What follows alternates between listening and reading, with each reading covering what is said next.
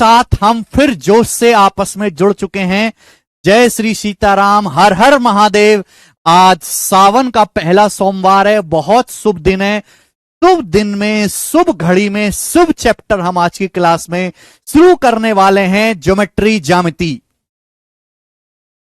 कैसा फील कर रहे हैं बच्चों? हम यहां पर तैयारी करने वाले हैं 2025 में होने वाले एसएससी के एग्जाम्स के लिए और 2026 में होने वाले एसएससी के एग्जाम्स के लिए। मेरे प्यारे भाई, जय सिया राम। Good evening. क्या मैं आपको लाइव दिखाई दे रहा हूं? जी स्टूडेंट्स, आज हम ज्योमेट्री ज्यामिति शुरू करने वाले हैं।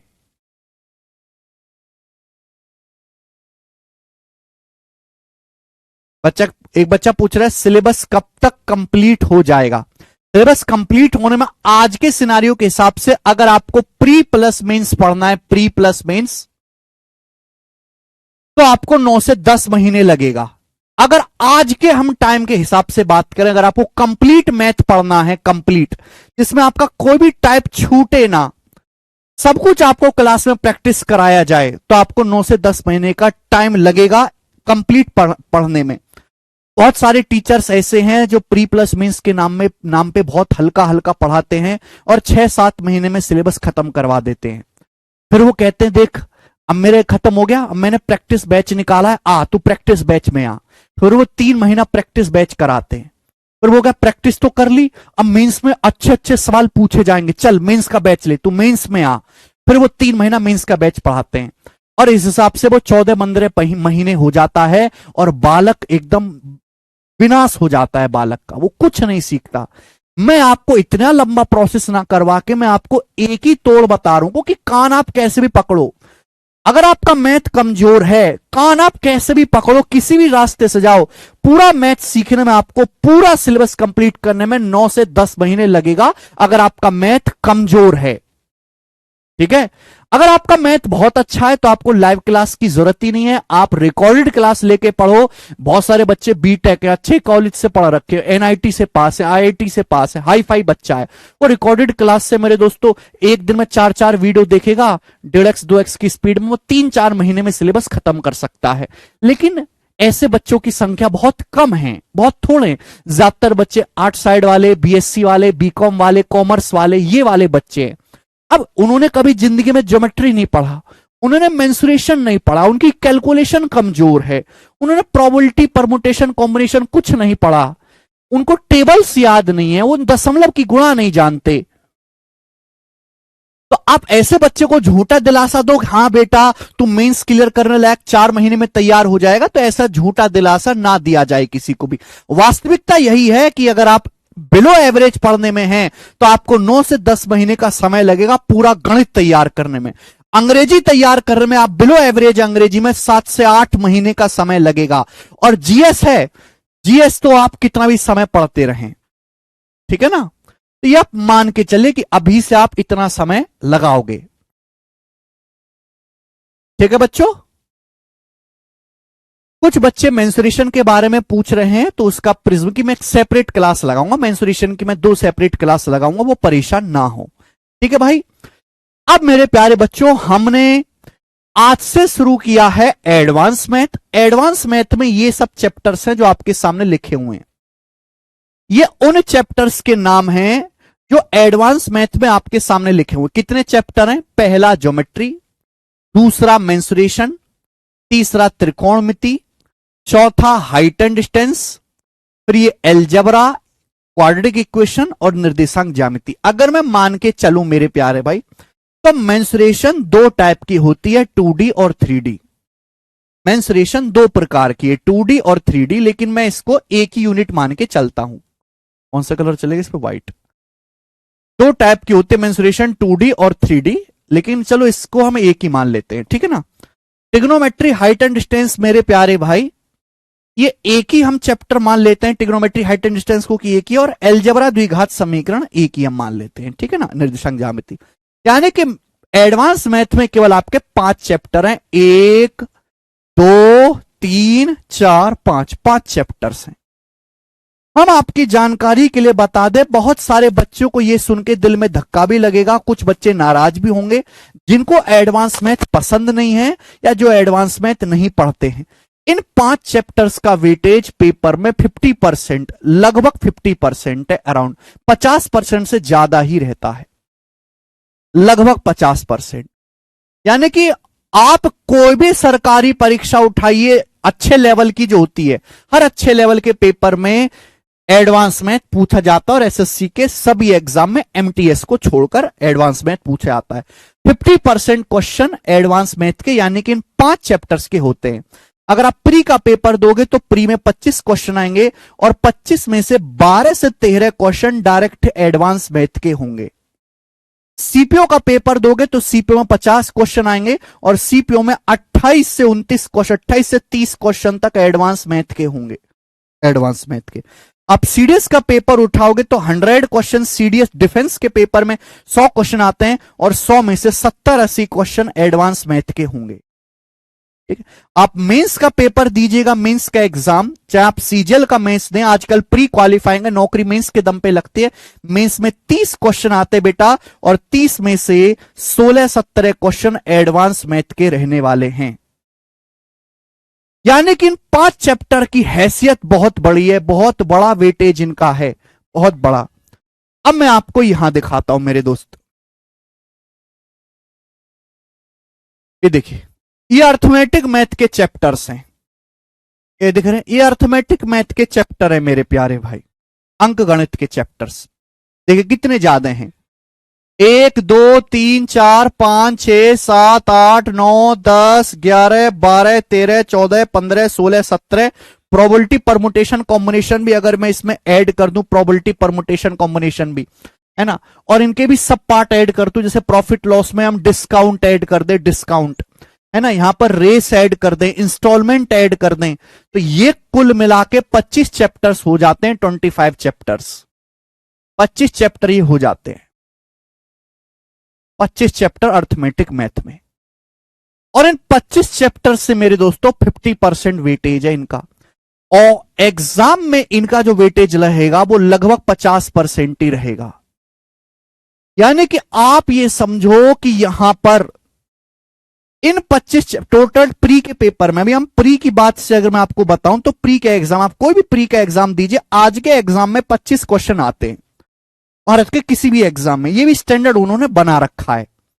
25 में से अर्थमेटिक के मेरे दोस्तों 11-12 क्वेश्चंस रहेंगे, 11-12, यानी कि एक तरफ अर्थमेटिक मैथ में 25 सवाल में से, 25 चैप्टर में से 12 क्वेश्चन पूछे जा रहे हैं, और एक तरफ एडवांस मैथ के 5 चैप्टर्स में से 12-13 सवाल पूछे जा रहे हैं।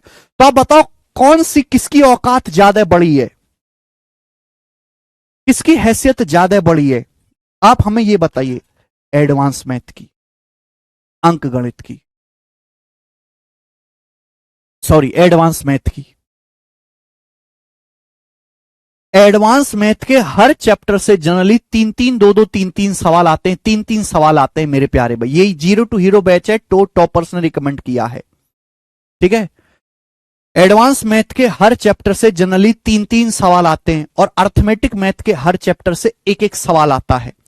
एक-एक सवाल आने के बावजूद भी कुछ चैप्टर्स ऐसे हैं, अब 25 चैप्टर से 11-12 सवाल डालना है, यानी कि आधे चैप्टर है अर्थमेटिक मैथ के स्किप हो जाते हैं, उनसे पेपर में कोई सवाल आता ही नहीं है। जैसे कि कई बार होता है एज का कोई सवाल एग्जाम में नहीं आ पाता, पार्टनरशिप का कोई सवाल नहीं आ पाता, एलिगेशन का कोई सवाल नहीं आ पाता, पाइप सिस्टम का कोई सवाल पेपर में नहीं आ पाता, ऐसा बहुत बार होता है। एलसीएम एचसीएफ का कोई सवाल पेपर में नहीं आ पाता। तो अर्थमेटिक मैथ के आधे से ज्यादा चैप्टर को, कि चैप्टर ज्यादा है, पेपर में सवाल इसके कम डाल लें, तो आधे से ज्यादा चैप्टर सफा चट हो जाते हैं, जिनकी आपको शकल देखने को ही नहीं मिलती। लेकिन मेरे प्यारे बच्चों, एडवांस मैथ में ऐसा नहीं है। अभी कुछ ही दिन पहले, हफ्ते भर पहले सीएचएसएल का पेपर हुआ है, सीएचएसएल का 2024 का। आप में से कितने बच्चों ने सीएचएसएल का पेपर दिया है, हमें बताओ। आप में से कितने बच्चों ने सीएचएसएल 2024 का पेपर दिया है, ये बताइए मेरे प्यारे भाई।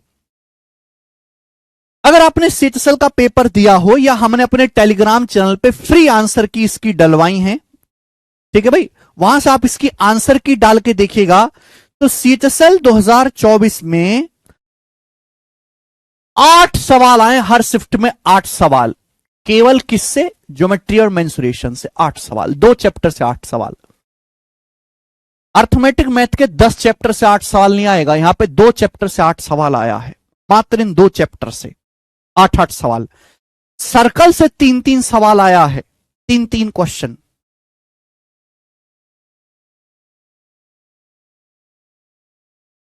एडवांस मैथ बहुत जरूरी है। सीएचएसएल का पेपर 12th लेवल पे होता है, 12th लेवल पे,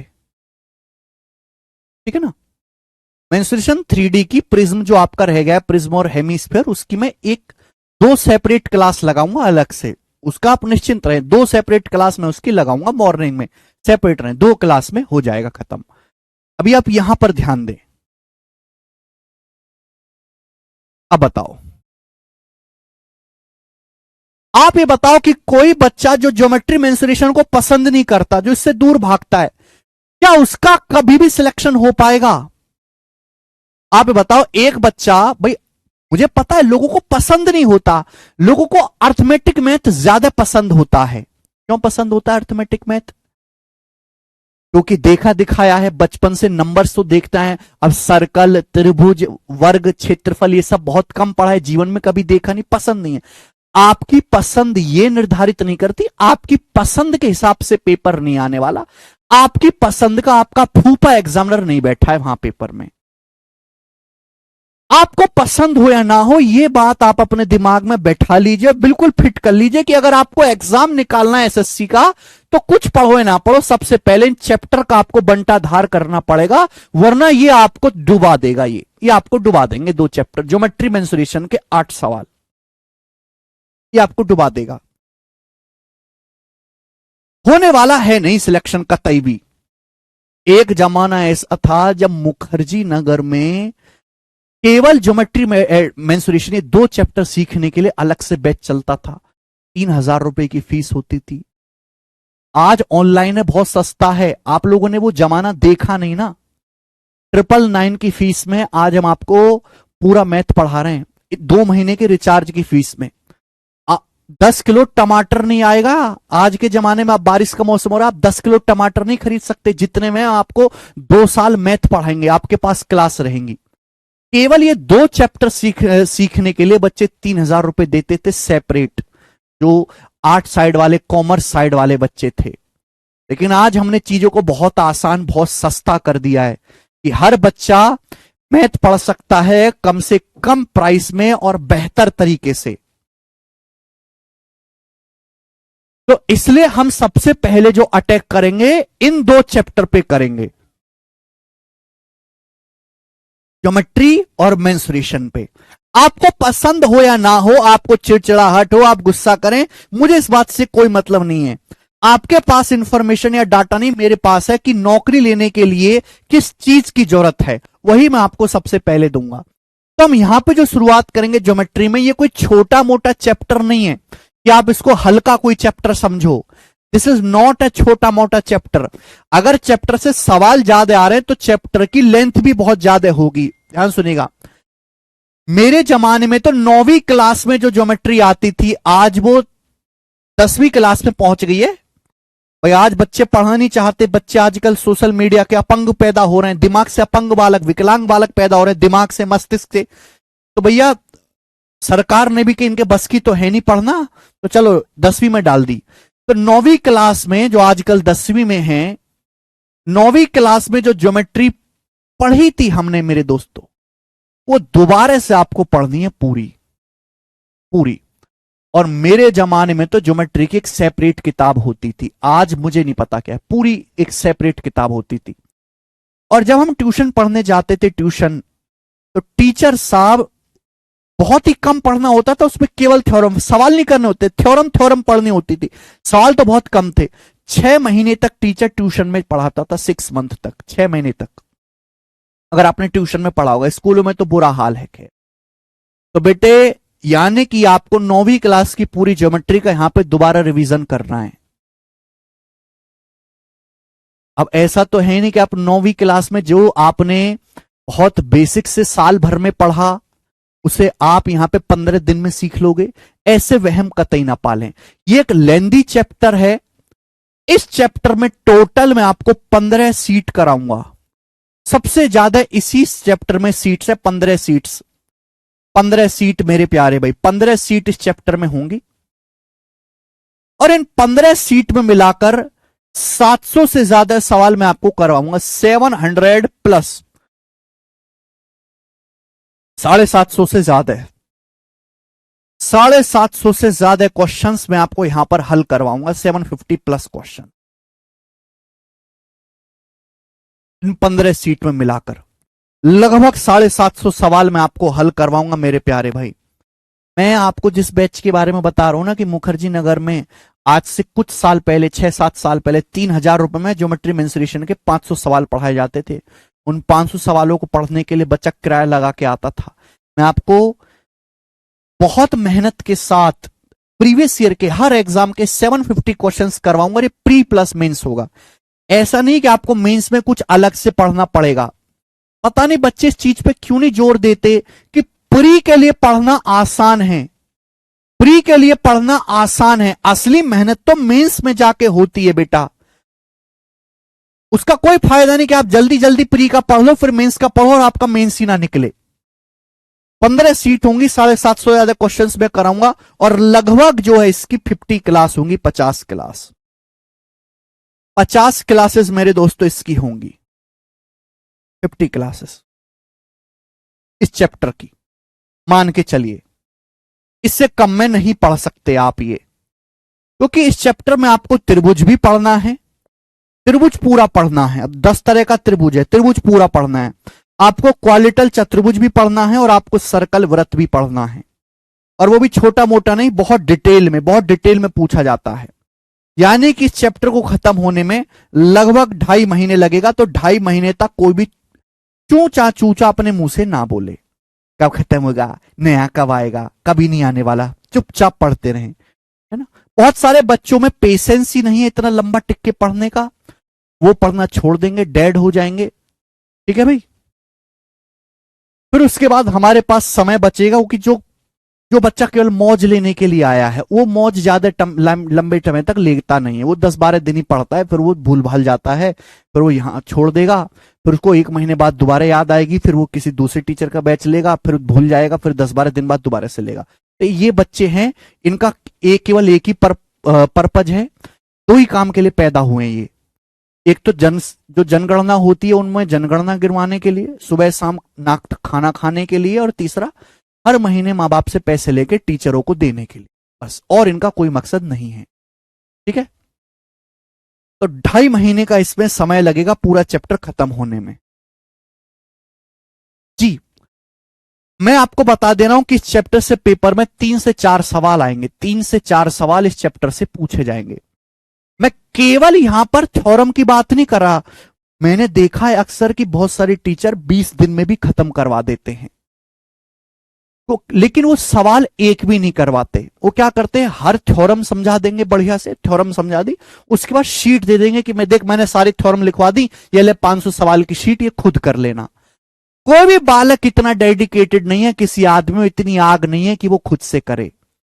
तो उस तरीके से नहीं होगा। मैं सारे थ्योरम, सारे सवाल खुद ही कराऊंगा। मैं आपको घर से करने के लिए कोई काम नहीं दूंगा। जितना मैं क्लास में पढ़ाऊंगा केवल उतना काफी है, उससे आगे आपको नहीं पढ़ना पड़ेगा। सीडीएस लेवल तक का होगा।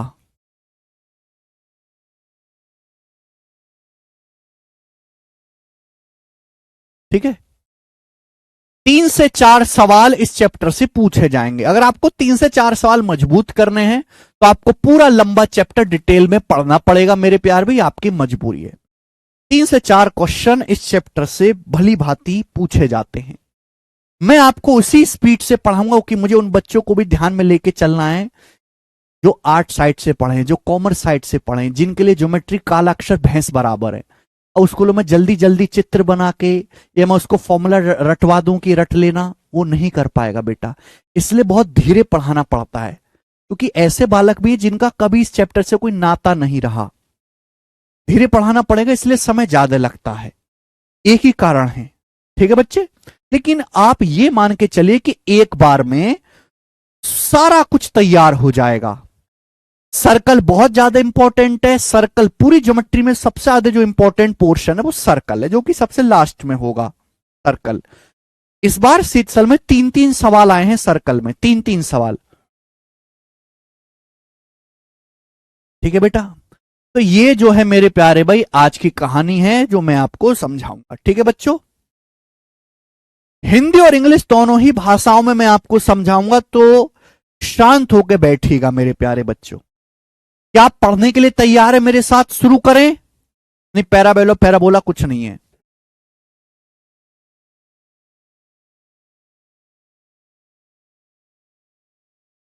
रेलवे के लिए ज्योमेट्री इतना ज्यादा पढ़ने की जरूरत नहीं है। रेलवे में आप मेंसुरेशन पढ़िए, ज्योमेट्री इतना पढ़ने की जरूरत नहीं है। मैं एसएससी और सीडीएस डिफेंस के एग्जाम की बात कर रहा हूं। अब कोई बच्चा तैयार ही एमटीएस की कर रहा है, उसे जरूरत नहीं है ये पढ़ने की। ठीक है, क्योंकि एमटीएस में केवल अर्थमेटिक मैथ आता है। पढ़ना शुरू करते हैं। तो मेरे प्यारे भाई, ज्योमेट्री की शीट नंबर 1, सब लोग अपनी कॉपी में हेडिंग डालेंगे ज्योमेट्री, और हिंदी में दोस्तों हम इसको कहते हैं ज्यामिति। हिंदी में मेरे प्यारे भाई हम इसको क्या कहते हैं? ज्यामिति।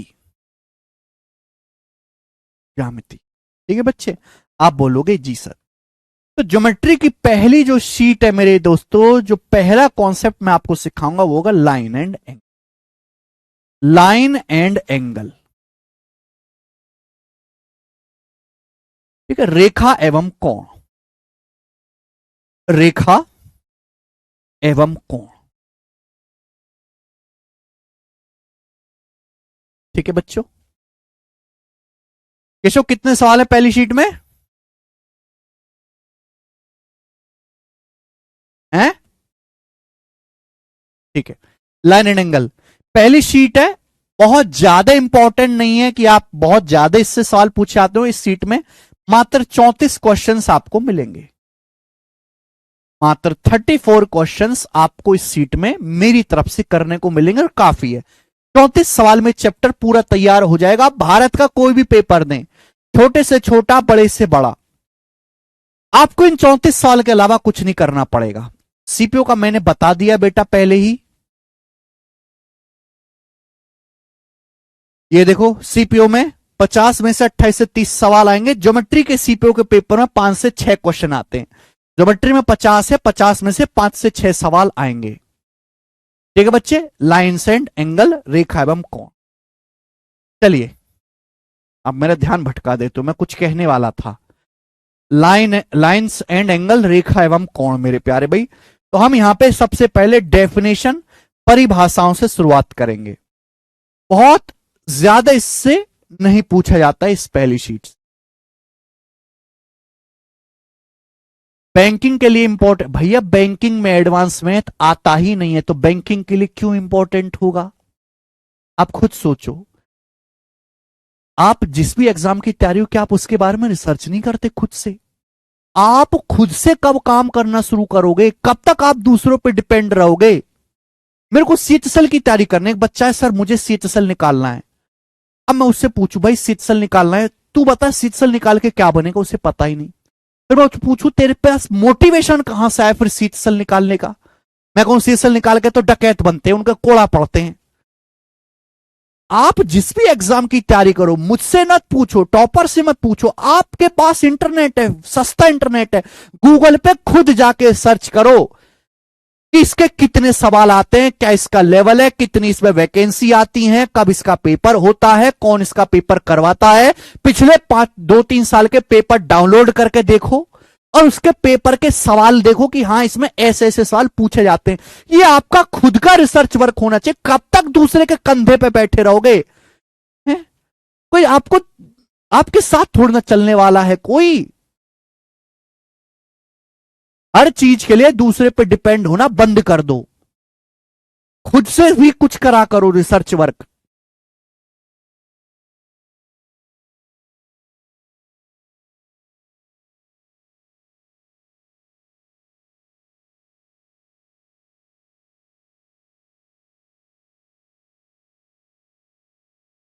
रेलवे का पेपर देना, पता ही नहीं रेलवे का पेपर कब होता है। रेलवे की वैकेंसी आ गई, अगले 5 साल तक कोई वैकेंसी नहीं आने वाली, दे लो रेलवे का पेपर। ये सब चीज आपको पता होनी चाहिए, खुद से रिसर्च करना है आपको, ये कोई दूसरा नहीं बताएगा। ऐसे तो 100 एग्जाम है, 50 एग्जाम है, हर बच्चे को अलग अलग करना है। मैं 50 एग्जाम की डिटेल बता लूं महीने भर तक, यही चलता रहेगा फिर। यू हैव टू रिसर्च, आप जिसका आप में इंटरेस्ट है उसकी रिसर्च आप खुद करें, ठीक है। 3 से 4 सवाल इस चैप्टर से पूछे जाते हैं सीजीएल में, सीपीओ में 5 सवाल आते हैं। चुपचाप आपको शुरू से एंड तक पढ़ना है, बिना कुछ बोले, कमेंटबाजी कम से कम करनी है। एक मैं आपको बताऊं कि टॉपर्स बनने की सबसे पहली निशानी क्या होती है, they do not comment, they do not exist. Topper कभी कोई कमेंट नहीं करते, ना ही एग्जिस्ट करते हैं। पहली बात, जिस बच्चे ने कमेंट किया वो टॉपर बना ही नहीं, वो कभी एग्जिस्ट नहीं करते, वो गायब रहते हैं। अचानक से जब रिजल्ट आता है तो मैसेज करते हैं, sir I am selected, I am inspector.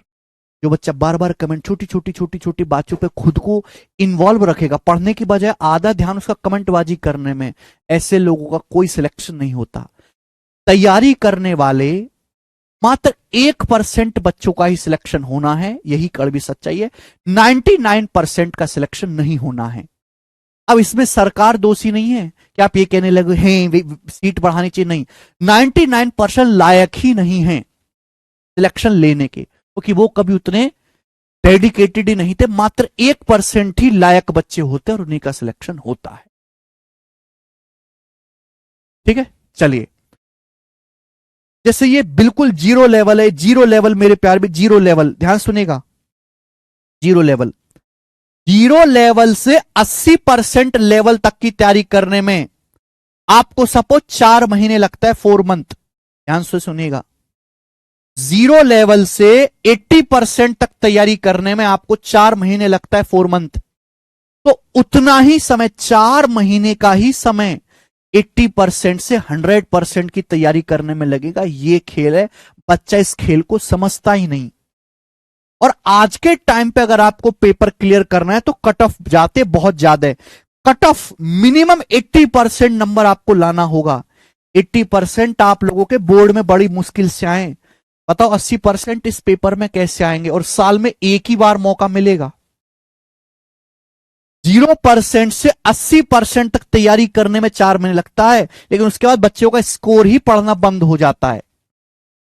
इस यहां से यहां तक पहुंचने में भी 4 महीने का समय लगता है, 4 महीने का, ठीक है, 4 से 5 महीने का, 4 से 5 महीने का समय लगता है, 4 to 5 मंथ का 0 से 80% तक पहुंचने में। और 80% से 100% तक पहुंचने में भी यहां बहुत सारे लड़के ये हैंडल ही नहीं कर पाते, इसलिए बहुत सारे टीचर केवल यही चीज पढ़ाते, ये वाला पोर्शन पढ़ाते ही नहीं है कि ना बच्चे पढ़ेंगे, ना उनको समझ आएगा, ना उनको कभी पता चलेगा। ये बात मान के चलिए। लेकिन मैं ऐसा नहीं हूं, मैं आपको 0% से 100% तक पहुंचाऊंगा। 9 से 10 महीने का समय लगेगा, ये मान के चलिए।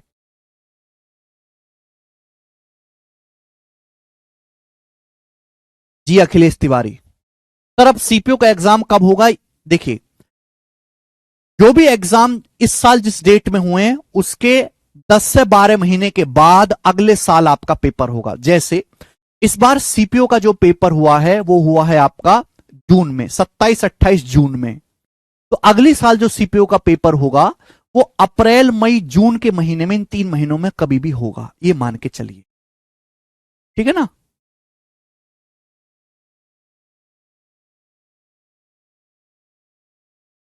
एसएससी का कैलेंडर पहले ही आ जाता है, आपका पेपर कब कब लिया जाएगा। शुरू करते हैं मेरे प्यारे भी आज की कहानी। कट ऑफ बहुत हाई पहुंच गई भैया आज के जमाने में सिलेक्शन लेने के लिए। Geometry, line and angle, lines and angle से शुरू करेंगे। बेसिक कॉन्सेप्ट, सबसे पहले बेसिक डेफिनेशन। इंग्लिश में लिखा हुआ है पर मैं बोलूंगा हिंदी में, और हिंदी में बोलूंगा, हिंदी में लिख भी दूंगा, हिंदी में ही समझाऊंगा। सबसे पहले आपको कुछ परिभाषा समझनी है। पॉइंट, पॉइंट या हिंदी में इसको कहते हैं बिंदु। ये पीपीटी थोड़ी खराब बनी हुई है, आगे की पीपीटी ठीक है, तो थोड़ा कलर डार्क है, आगे का ठीक है। पॉइंट हिंदी में कहते हैं मेरे दोस्तों बिंदु। पॉइंट क्या होता है? Point is a circle with zero radius. दो तरीके से डेफिनेशन है। पॉइंट एक ऐसा सर्कल है जिसकी रेडियस जीरो होती है। जैसे मैं आपके सामने बताऊं, ये सर्कल है, सभी बच्चे जानते हैं, बचपन से पढ़ते हैं, इसकी त्रिज्या है। तो अगर मैं एक ऐसा सर्कल बनाऊं जिसकी रेडियस जीरो है, जिसकी रेडियस जीरो है लगभग, यानी कि ये बिल्कुल जीरो का, मैं इसको नाप ही नहीं सकता, इसको हम पॉइंट बोलते हैं। या फिर एक ऐसी आकृति जिसकी ना कोई लंबाई होती है, ना चौड़ाई होती है, ना मोटाई होती है। एक ऐसी आकृति, पॉइंट की दूसरी परिभाषा, एक ऐसी आकृति जिसकी ना कोई लंबाई है, ना चौड़ाई है, ना मोटाई। मैं आपसे पूछूं इसकी लंबाई क्या है? यहां तो मैंने काफी बड़ा बनाया, पॉइंट होता है बहुत छोटा सा, दिखाई भी ना दे। देखो दिख रहा है आपको? तो पॉइंट मतलब एक ऐसी आकृति जिसकी ना लंबाई होती है, ना चौड़ाई होती है, ना मोटाई होती है। क्लियर है? आप बोलोगे हां जी सर। दूसरी बात मेरे प्यार में, पॉइंट को हमेशा कैपिटल लेटर से डिनोट करते हैं। पॉइंट को हमेशा एक कैपिटल लेटर से डिनोट करते हैं। अगर हमें ये नाम लिखना है मेरे दोस्तों, तो मैं इसको ऐसे लिखूंगा, पॉइंट पी या ए बी सी, जो भी आप नाम देना चाहो, काखा का कुछ भी नाम दे सकते हैं, लेकिन पॉइंट को हमेशा कैपिटल लेटर, इंग्लिश के कैपिटल लेटर से डिनोट किया जाता है, स्मॉल लेटर से नहीं। बात समझ में आ गई? एक ऐसी आकृति जिसकी ना कोई लंबाई है, ना चौड़ाई है, ना मोटाई है, उसको हम पॉइंट या हिंदी में बिंदु कहते हैं। आगे लाइन, लाइन, लाइन या फिर मेरे प्यारे भी रेखा क्या होता है? लाइन या हिंदी में हम इसको कहते हैं रेखा। क्या होता है मेरे प्यारे भाई? What is line? जल्दी से बताओ। Line is a set of point having only length in a fixed direction. Minimum 2 point is required to draw a line. Line बहुत सारे बिंदुओं का समुच्चय है जो एक फिक्स डायरेक्शन में, एक निश्चित दिशा में आगे बढ़ती है। लाइन में केवल लंबाई होती है, ना तो लाइन की कोई मोटाई है, ना ही कोई चौड़ाई है। लाइन बहुत सारे पॉइंट का एक सेट है जो एक फिक्स ही डायरेक्शन में आगे बढ़ती है। लाइन की ना तो कोई मोटाई होती है, ना चौड़ाई, लाइन में केवल लंबाई होती है, हैविंग ओनली लेंथ। समझ में? कैसे समझते हैं एग्जाम्पल से मेरे प्यारे भाई, ध्यान से सुनेगा, सभी लोग ध्यान सुनेगा। सपोज मेरे दोस्त एक पॉइंट है, इसके आगे मैंने एक और पॉइंट बना दिया, इसके आगे मैंने एक और पॉइंट बना दिया, इसके आगे एक और पॉइंट बना दिया, इसके आगे एक और पॉइंट बना दिया, तो इसके आगे मैं ऐसे लाखों करोड़ों पॉइंट बनाता चला जाऊं इसके आगे, तो क्या बन जाएगी बच्चे? एक लाइन बन जाएगी, एक लाइन। यानी कि लाइन बहुत सारे पॉइंट्स का एक ग्रुप है जो एक सीधी डायरेक्शन में, एक फिक्स डायरेक्शन में आगे बढ़ते हैं, कहीं मुड़ेगा नहीं, एक सीधी दिशा में आगे बढ़ते हैं मेरे दोस्तों। लाइन का ना तो कोई स्टार्टिंग पॉइंट होता है, ना एंड पॉइंट। लाइन कहां जाके खत्म होगी नहीं पता, इसलिए तीर जा रहा है। ये लाइन शुरू कहां से हुई नहीं पता। लाइन का ना तो कोई स्टार्टिंग पॉइंट होता है और ना ही कोई एंड पॉइंट होता है। ना लाइन की कोई मोटाई होती है, ना चौड़ाई, लाइन में केवल लंबाई ही लंबाई होती है, जैसा कि यहां पर दिख रहा है। तो लाइन बहुत सारे बिंदुओं का एक सेट है जो एक निश्चित फिक्स डायरेक्शन में आगे बढ़ते। लाइन में केवल लंबाई होती है, मोटाई चौड़ाई नहीं होती। ना तो लाइन का कोई स्टार्टिंग पॉइंट है, ना ही लाइन का कोई एंड पॉइंट है। चलिए अब लाइन को डिनोट कैसे करते हैं? जैसे मैंने आपके सामने लाइन खींची, सभी को दिख रहा है, आपके सामने मैंने लाइन खींची, तो लाइन को नोटेशन देने के दो तरीके हैं। जैसे मान लिया इस लाइन पर 2 पॉइंट है ए और बी, मान लिया इस लाइन पर 2 पॉइंट है ए और बी, ये 2 पॉइंट है। इस लाइन पर ये 2 पॉइंट के मुझे नाम पता है, माना इस पॉइंट का नाम ए है और माना इस पॉइंट का नाम बी है, तो मैं ऐसे करूंगा कि ये लाइन ए बी हो गई, ये लाइन ए बी हो गई मेरे प्यारे बच्चों। बात समझ में आ गई?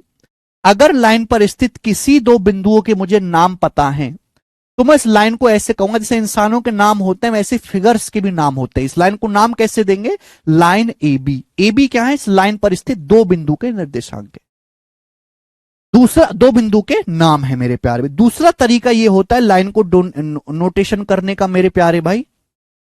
जैसे लाइन है मेरे प्यारे बच्चों, मुझे इस लाइन पर स्थित 2 बिंदुओं के नाम नहीं पता, तो मैं ऐसे लिखूंगा लाइन।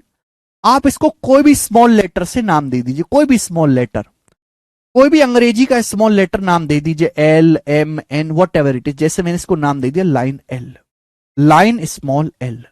आप लाइन स्मॉल एम बोल सकते हैं, लाइन स्मॉल एन बोल सकते हैं, लाइन स्मॉल पी बोल सकते हैं। तो 2 तरीके, ठीक है। जनरली जो हम यूज करते हैं वो ये वाला तरीका यूज करते हैं, ये वाला तरीका कम यूज किया जाता है। तो किसी भी लाइन को नोटेशन देने के दो तरीके हैं। अगर लाइन पर स्थित दो बिंदुओं के हमें नाम पता है तो हम कहेंगे लाइन ए। अगर इनके नाम पी क्यू होते तो हम कहते हैं लाइन पी क्यू। अगला कंसेप्ट, एक लाइन खींचने के लिए कम से कम दो बिंदुओं की जरूरत होती है। Minimum 2 point is required to draw a line. एक रेखा खींचने के लिए, लाइन को हिंदी में रेखा कहते हैं, एक रेखा खींचने के लिए कम से कम दो बिंदुओं की जरूरत होगी। एक लाइन खींचने के लिए कम से कम दो बिंदुओं की जरूरत पड़ती है। कैसे? तो मेरा एक पॉइंट है, एक बिंदु है, एक पॉइंट है बच्चों, एक ही पॉइंट है। अब एक पॉइंट से तो बहुत सारी लाइन जा सकती हैं। ये भी लाइन है, इस पॉइंट से आ रही, ये भी लाइन है, ये भी लाइन है, ये भी लाइन है। तो एक बिंदु से तो बहुत सारी रेखा जा सकती है। लेकिन अगर मेरे प्यारे भाई दो अलग अलग पॉइंट है, एक बिंदु ये हो गया, एक पॉइंट ये हो गया, दो अलग अलग पॉइंट है, तो इन दोनों पॉइंटों को जब मैं मिलाऊंगा तो यहां से एक ही रेखा जाएगी, एक ही फिक्स लाइन जाएगी। मेरे प्यारे भाई बात समझे कि नहीं? तो एक लाइन खींचने के लिए, एक डेडिकेटेड लाइन खींचने के लिए हमें कम से कम दो अलग अलग पॉइंट की जरूरत होगी। कम से कम दो अलग अलग पॉइंट की जरूरत होगी एक लाइन खींचने के लिए। कंसेप्ट सभी को समझ में आ गया? एक रेखा खींचने के लिए कम से कम हमें दो बिंदुओं की आवश्यकता होती है। नमस्ते भाई। भाई ये तो बहुत छोटी बात है, इसमें समझने में इतना टाइम वेस्ट ना करें। आगे चलते आगे चलते मेरे प्यारे भाई। रे यानी कि हिंदी में इसको कहते हैं किरण। सब लोग अपनी कॉपी में हेडिंग डालेंगे रे, या हिंदी में हम लोग इसको कहते हैं किरण। कितने बच्चे जानते हैं रे के बारे में? किरण,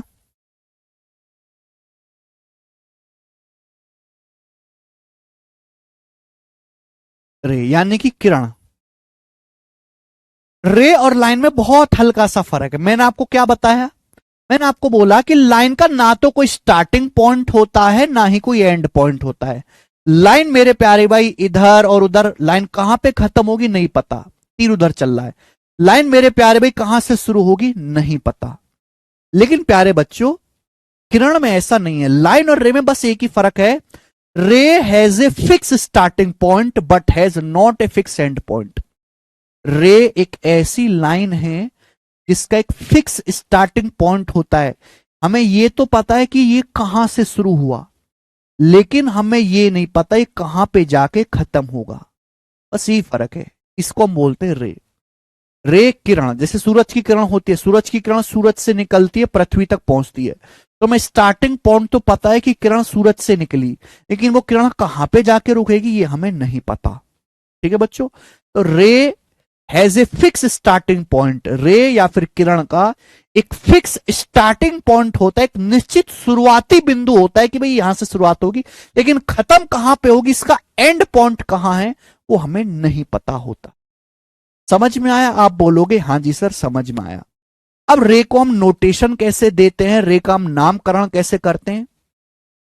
माने इस लाइन का इस रे का स्टार्टिंग पॉइंट ए है और इस रे पर कोई पॉइंट बी है।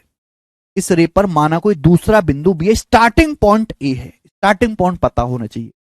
तो इसको नाम देने का जो तरीका है, नाम लिखने का, वो ये है रे ए बी।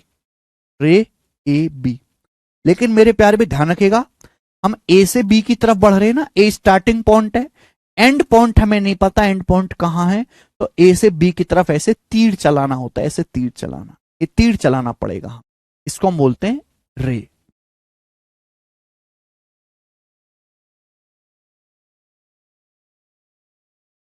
हिंदी में लिखिए सर जी। सौरभ कुमार जी, मैं हिंदी में एक ही बात को 5 बार बोलता हूं।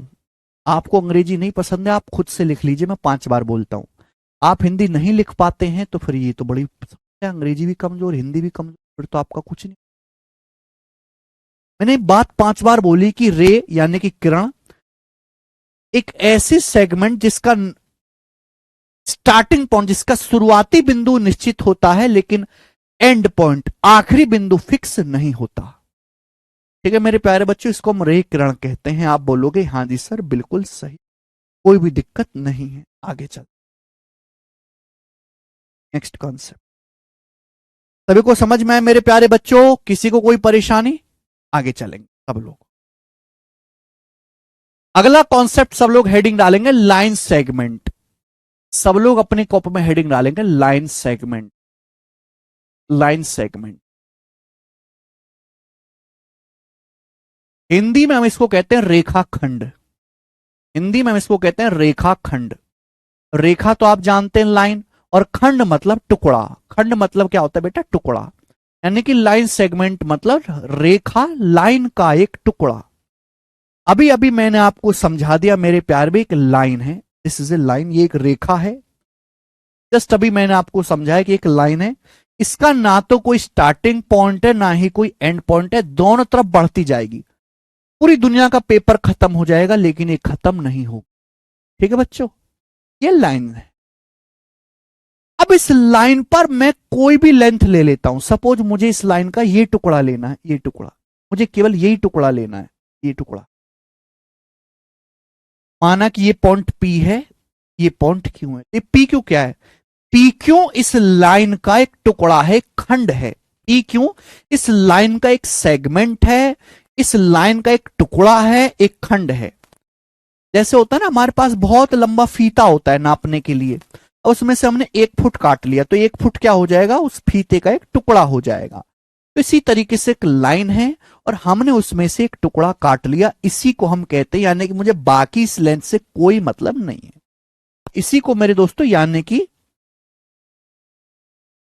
इसी को हम लाइन सेगमेंट कहते हैं। तो लाइन सेगमेंट का मतलब, लाइन सेगमेंट एक फिक्स लेंथ होती है। फिक्स लेंथ होती है मेरे प्यार भी, फिक्स लेंथ, जिसको हम नाप सकते हैं, इसको हम पैमाने से नाप सकते हैं। लाइन सेगमेंट को लिखने का तरीका ये होता है, line segment P Q. Line segment P, ये इसको लिखने का तरीका। रेखाखंड पी क्यू है। सभी को समझ में आया? बस यहां पे इंपॉर्टेंट बात यह कि लाइन सेगमेंट की रेखाखंड की एक फिक्स लंबाई होती है, एक निश्चित लंबाई होती है, जिसे आप पैमाने से नाप सकते हैं कि भाई 5 सेंटीमीटर है, 6 है, 10 है, 12 है, आप नाप सकते हो। सभी को कॉन्सेप्ट क्लियर हो गया? A line with a fix length, बिल्कुल सही बोला प्रतीक यादव जी ने, a line with a fix length. अब एक बात बताओ, बार बार ये सेगमेंट शब्द लिखने में परेशानी होगी ना? हम इतनी सारी थ्योरम पढ़ेंगे, इतने सारे सवाल करेंगे, हमें बार बार line segment P Q, line segment P Q लिखने में लंबा पड़ेगा, बार बार लिखना पड़ेगा। तो आम बोलचाल की भाषा में जनरली हमें सेगमेंट शब्द इस्तेमाल ही नहीं करते, हम सेगमेंट शब्द लिखते ही नहीं है। सही तरीका यह है, लेकिन आम बोलचाल की भाषा में सवाल आएंगे या मैं आपको कोई थ्योरम पढ़ाऊंगा, मैं आपको कुछ भी पढ़ाऊंगा, तो मैं इसको यही कहूंगा कि भाई ये लाइन पी क्यों है, ये लाइन सेगमेंट। लेकिन सेगमेंट लिखने में बार बार समय खराब होगा, समय की बचत करेंगे। पेपर में भी सवाल आएगा तो कहीं भी आप पेपर में लाइन सेगमेंट लिखा हुआ नहीं देखोगे, वहां भी लाइन ही लिखेगा। एग्जामिनर भी टाइम बचाता है, टाइपिंग का पैसा बचाता है। तो लाइन पी क्यू ही आपको लिखा हुआ मिलेगा मेरे प्यारे बच्चों, बात समझ में आई? This is line P Q, segment शब्द नहीं लिखा होगा। ठीक है? क्यों? इसका केवल एक ही पर्पज है कि मेरे प्यारे भाई समय बचाएं।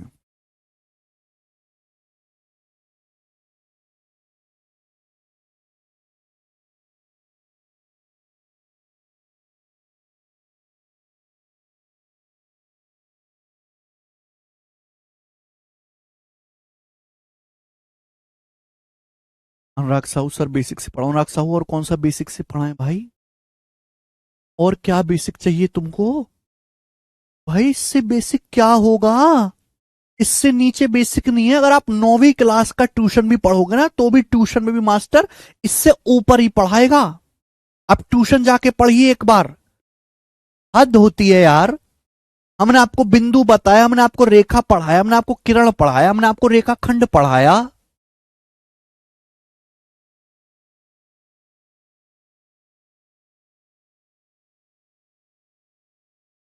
पता नहीं इसको क्या जानना है अब मैं आपको क्या ये ज्योमेट्री की स्पेलिंग पढ़ाऊं कि GEO? हम गणित है तो गणित ही पढ़ेंगे ना, और यही बेसिक है।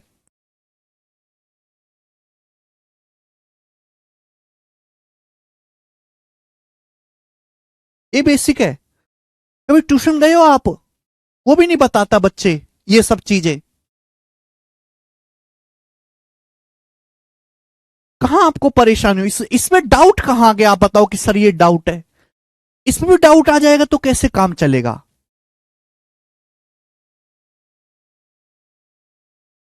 अभी तो कुछ पढ़ाया ही नहीं है।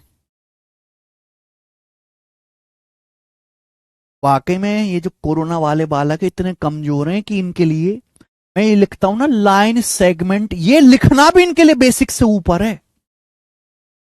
लाइन सेगमेंट लिखना भी बेसिक से ऊपर है। मैंने कलम उठा के यहां बोर्ड पे कुछ लिखने के लिए ऐसे शुरुआत करी ना, कुछ लिखने के लिए, ये भी इनके लिए बेसिक से ऊपर है। कोरोना वाले बालकों का ये हाल है क्योंकि ये वो बालक हैं जिनको हिंदी लिखना भी नहीं आता। मैं स्कूल में गया था, 12वीं क्लास के बालक, लिटरली 12वीं क्लास के बालक निर्देशांक ज्यामिति को लिख नहीं पा रहे थे, निर्देशांक ज्यामिति शब्द लिख नहीं पा रहे थे 12वीं क्लास के बाद।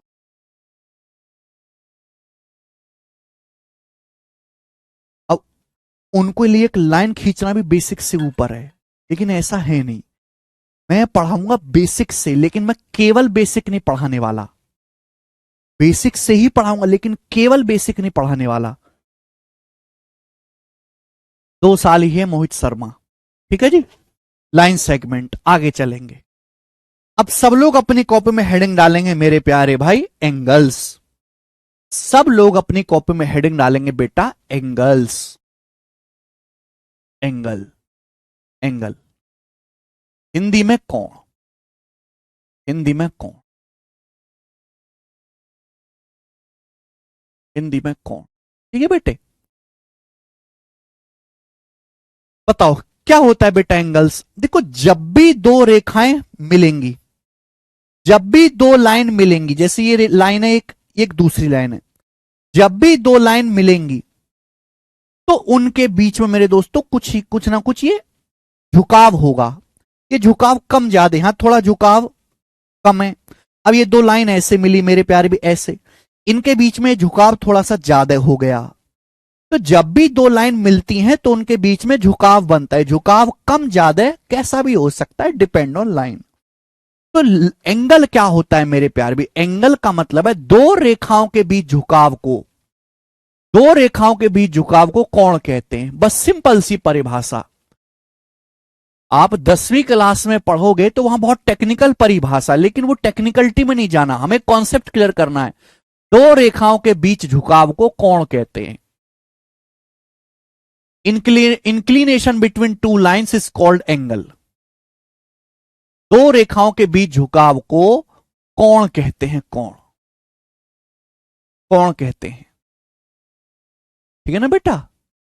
बस सिंपल सी बात, दो रेखाओं के बीच झुकाव को हम लोग क्या कहते हैं? कोण कहते हैं। Inclination between two line is called angle. ये देख लीजिए यहां पे लिखा हुआ है मेरे प्यारे भाई, ठीक है ना, अंग्रेजी में। इंक्लिनेशन, इंक्लिनेशन मतलब झुकाव, inclination between two lines is called angle. दो रेखाओं के बीच झुकाव को कोण कहते हैं। दो रेखाओं के बीच झुकाव को कोण कहते हैं मेरे प्यारे बच्चों। बात समझ में आई? आप बोलोगे हाँ जी सर बात समझ में आ गई है, कहां गया ये, हमें इसमें कोई परेशानी नहीं है, आपने अंग्रेजी हिंदी दोनों में हमको बताया है। Inclination between two line is called angle. दो रेखाओं के बीच झुकाव को कोण कहते हैं, दैट्स इट। अब मेरे प्यार भी समझिएगा डिटेल में। अब बड़े बूढ़ों के साथ, हमारे बड़े बूढ़ों के साथ इस समस्या थी कि भी कोण नापे कैसे, हमें कैसे पता चलेगा कि इन दो रेखाओं के बीच झुकाव ये है। जैसे हम वजन तो नापते हैं किलो में, है ना, हम दूध भी नाप लेते हैं लीटर में, हम लंबाई भी नाप लेते हैं किलोमीटर में। कोण नापे कैसे? भैया हर चीज को नापने का कुछ ना कुछ तरीका इंसान ने बनाया। लंबाई किलोमीटर में नापेंगे, मीटर में, वजन ग्राम किलोग्राम में नापेंगे, दूध पानी नापेंगे लीटर में। तो ऐसी कोण नापने का एक तरीका निकाला, डिग्री। डिग्री ये सर्वसम्मति से, कहीं से आया नहीं, इंसान ने अपनी मर्जी से बनाया ये। भाई अगर हम एक पूरा चक्कर घूमते हैं, अगर हम एक पूरा चक्कर घूमते हैं तो एक पूरा चक्कर 360 डिग्री का होता है। कितने डिग्री का? 360 डिग्री का मेरे प्यारे भाई। कंप्लीट जो चक्कर आप घूमोगे यानी एक पूरा राउंड जो कोण होगा वो 360 डिग्री का होगा। 360 डिग्री का मेरे प्यारे बच्चे, समझ में आया? आप बोलोगे हाँ सर ये फिक्स है, ये कहीं से प्रूफ नहीं किया गया। अब आप कोई कहने लगे कि 1 किलो का बाट इतना बड़ा क्यों होता है, इतना बड़ा क्यों नहीं होता 1 किलो का बाट? अरे बड़े बूढ़ों ने जो चीज कह दी वो हमने मान ली, वही चलती आ रही है। उन्होंने कह के मर गए कि भैया ये जो पूरा आप एक चक्कर मारोगे कितने डिग्री का होगा? 360 डिग्री का होगा। एक पूरा जो राउंड होता है, एक पूरा चक्कर 360 डिग्री कोण के बराबर होता है। ठीक है, 360 डिग्री। समझ में है मेरे प्यारे बच्चों? आप बोलोगे हाँ जी सर, ये पूरा एक चक्कर 360 डिग्री के बराबर है। यहां से मैं ये भी देख सकता हूं, अगर मैं इसके 4 बराबर हिस्से कर दूं, मैंने अभी समझा कि पूरा चक्कर 360 डिग्री का होता है, मैं इसके 4 बराबर हिस्से कर दूं, 4 बराबर हिस्से, ये हो गया। ये पूरा तो कितने के डिग्री का है? पूरा 360 डिग्री का है। पूरा चक्कर कितने का होता है? कंप्लीट राउंड 360 डिग्री का। मैंने 4 बराबर टुकड़े कर दिए, तो हर एक टुकड़ा कितने का होगा? 90 डिग्री का। ये भी 90 डिग्री का होगा। 360 के 4 टुकड़े कर दिए, ये भी 90 डिग्री का होगा, ये भी 90 डिग्री का होगा। 90 डिग्री। क्लियर है? तो आपने बचपन में चांदा भी देखा होगा, चांदे में डिग्री बना होता है ना, एक एक डिग्री का गैप बना होता है, तो हम चांदे से कोण नाप सकते हैं। ठीक है जी, तो इतना बेसिक मत बताओ, ये सब तो आता है ज्योति जी, आपको आता है। हमारे देश में कोरोना वाला, इन्होंने डिग्री ही नहीं सुना, डिग्री शब्द ही नहीं सुना बेटा, ये तो बहुत दूर की बात है। वास करो भाई, ऐसे बालक बैच में पढ़ रहे हैं जिन्होंने आज तक डिग्री शब्द ही नहीं सुना, जिनको ये पता ही नहीं है कि 90 डिग्री का कोण ऐसे बनता है, कोण नाम की कोई चीज होती है। ऐसे बच्चों को भी पढ़ाना पड़ता है, ठीक है ना, सबको साथ लेके चलना है। धीरे धीरे धीरे करके मैं स्पीड और लेवल बढ़ाऊंगा, धीरे धीरे करके, ठीक है बच्चे।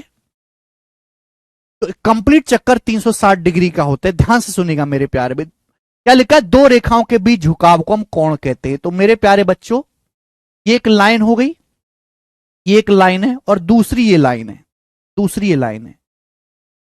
हमने यहां पे 2 लाइन खींची मेरे प्यारे भाई। एक लाइन ये होगी ओ ए, पॉइंट ओ है ये, ओ ए, और दूसरी लाइन मेरे प्यारे भाई ये होगी ओ बी। अब इनके बीच में मेरे प्यारे बच्चे ध्यान सुनेगा, इनके बीच में ये वाला कोण बन रहा है, ये वाला कोण, ये वाला कोण इनके बीच में बन रहा है। ठीक है ना बच्चे? आप बोलोगे हाँ जी, ये वाला कोण इनके बीच में बन रहा है, इसे हम कहते हैं, ये 2 रेखाओं के बीच झुकाव है। ठीक है, इसी को हम कोण कहते हैं, और कोण को नापने के लिए हम ये इस्तेमाल करते हैं, ये स्केल, चांदी से नापते हैं मेरे प्यारे भाई। ठीक है ना?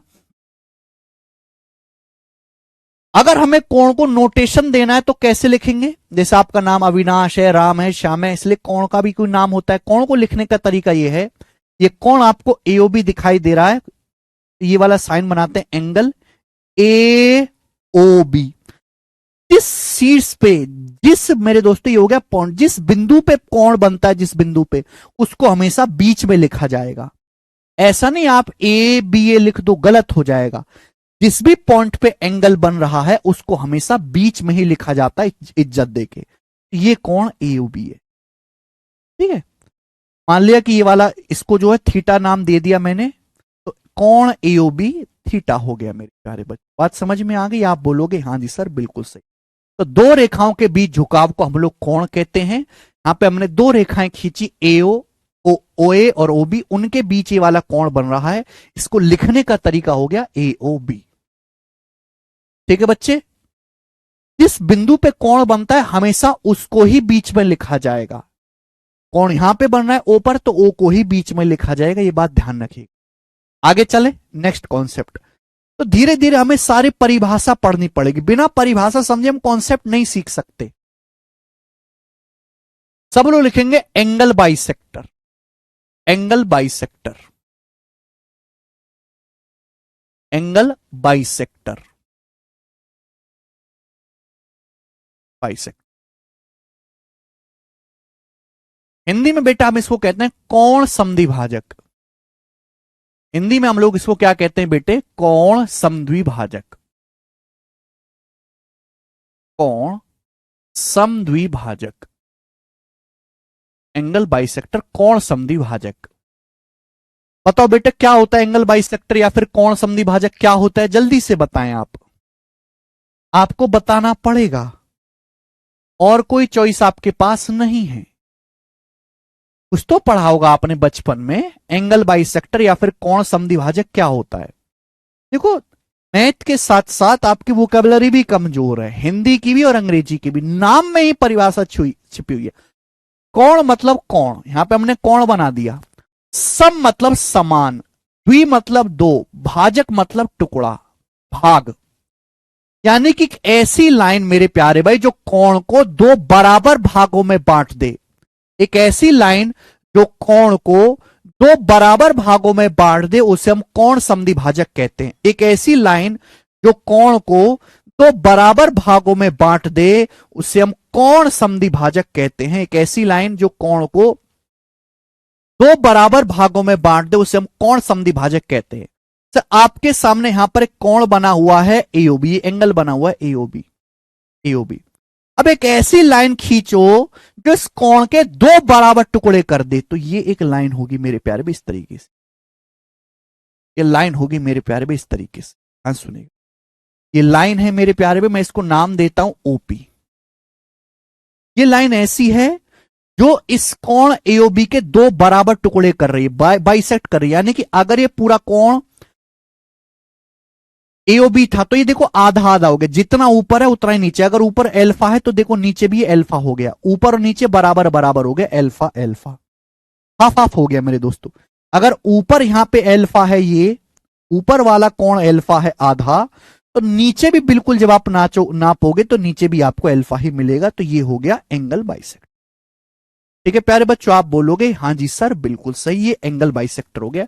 इससे हम बोलेंगे angle bisector of OAB, angle bisector, इस लाइन को ही हम एंगल बाइसेक्टर कहते हैं।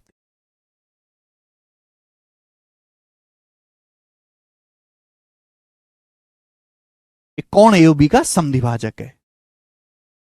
सभी को समझ में आया मेरे प्यारे स्टूडेंट्स? किसी को कोई दिक्कत दुख तकलीफ परेशानी समस्या बताएं हमें। नाम में परिभाषा छुपी हुई है, कोण समद्विभाजक, यानी कि एक ऐसी लाइन जो कोण को दो बराबर हिस्सों में हाफ हाफ कर दे। अगर ये पूरा कोण 60 है तो आधा आधा हो जाए 30-30 डिग्री, अगर ये 75 है तो आधा आधा हो जाए 37.5 डिग्री, ये कोण समद्विभाजक कहलाएगा। ठीक है, आगे चलते हैं मेरे प्यारे भाई, ध्यान से सुनेगा सब लोग। Next concept exterior angle, next concept exterior angle, exterior angle, exterior angle, next concept. बच्चों हिंदी में हम लोग इसको कहते हैं बाह्य कोण, एक्सटीरियर एंगल, बाह्य कोण, बाह्य कोण, एक्सटीरियर एंगल, हिंदी में कहते हैं बाह्य कोण। ध्यान से मेरे दोस्तों समझिएगा आप मेरे प्यारे भाई बात को, हर कोण के साथ उसका एक्सटीरियर जुड़ा होता है, हर कोण के साथ उसका एक्सटीरियर जुड़ा हुआ होता है, हर कोण के साथ उसका एक्सटीरियर एंगल जुड़ा हुआ होता है मेरे प्यारे भाई। ध्यान से मैंने आपके सामने कोण बनाया, मैंने आपके सामने कोण बनाया ए ओ बी, ये कोण बनाया, this is angle AOB, this is angle AOB. मैंने आपके सामने ये वाला कोण बनाया, ये वाला कोण मैंने आपके सामने बनाया मेरे प्यारे भाई, ये कोण एओबी। ठीक है, आप बोलोगे हाँ जी सर बिल्कुल सही एओबी, ये कोण एओबी है। अब मैं यहां पे बात कर रहा हूं एक्सटीरियर एंगल, बाह्य कोण क्या होता है, बाह्य कोण। ये कोण एओबी बना हुआ है कहां पर, पॉइंट ओ पर। हर एंगल के साथ हर वर्टेक्स पे एक्सटीरियर एंगल बाह्य कोण भी होता है। आप इसको आगे बढ़ाओ, देखो इससे कोई फर्क नहीं पड़ रहा, चाहे आप एओ को आगे बढ़ा लो चाहे बीओ को आगे बढ़ा लो, इससे कोई फर्क नहीं पड़ता। आप इस भुजा को आगे बढ़ाओ, आप इस भुजा को आगे बढ़ाओ, ये मैंने आगे बढ़ाया, आगे मैंने आगे बढ़ाया मेरे दोस्तों, आगे आगे बढ़ाया मैंने। तो आगे बढ़ाने पर ये कोण एओबी है, ये कोण एओबी है, इससे सटा हुआ ये जो एंगल है ये एक्सटीरियर एंगल बन गए, एक्सटीरियर एंगल, यही हो गया एक्सटीरियर एंगल। तो this is called exterior angle of, ये एओबी का बाह्य कोण है। बाह्य कोण कैसे बनता है, आगे बढ़ाने पर। एक्सटीरियर एंगल ऑफ कोण एओबी। ये कोण एओबी का बाह्य कोण है। ये हमारा कोण एओबी बना हुआ है। आप इस भुजा को आगे बढ़ाओ तो आगे बढ़ाने पर ये जो कोण बनेगा इसे ही हम एओबी का एक्सटीरियर एंगल या बाह्य कोण कहते हैं। कुछ बच्चों के मन में डाउट आ सकता है कि सर आपने इस भुजा को आगे बढ़ाया, आप इसको भी तो आगे बढ़ा सकते थे, इसको भी तो आगे बढ़ा सकते थे, सर ये वाला एक्सटेंड हो जाएगा फिर। ठीक है, इसमें और इसमें कोई फर्क नहीं है, दोनों बराबर ही होंगे। जब आप इनको चांदे से नापोगे तो ये दोनों बराबर ही आएंगे। आप किसी भी भुजा को बढ़ा लो, चाहे आप बीओ को बढ़ा लो, चाहे आप एओ को बढ़ा लो, उससे कोई फर्क नहीं पड़ता। लेकिन आपको एक्सटेंड करने पर जो बाहर की तरफ एंगल मिलेगा उसे हम एक्सटीरियर एंगल कहेंगे मेरे प्यारे बच्चों, एक्सटीरियर एंगल। समझ में आया? किसी को कोई समस्या? ठीक है, चलो मैं आपसे पूछना चाहूंगा कि अगर ये वाला कोण थीटा है बेटे, तो ये बताओ ये वाला कोण कितना होगा? ये कोण कितना होगा, जल्दी बताइए। मैं आपसे पूछता हूं कि अगर ये वाला कोण थीटा है बेटा, तो ये वाला कोण कितना होगा? जल्दी बताएं, जल्दी।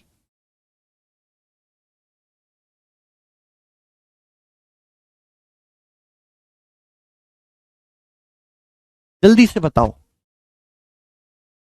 अगर ये कोण थीटा है, ये कितना होगा मेरे प्यारे बच्चों?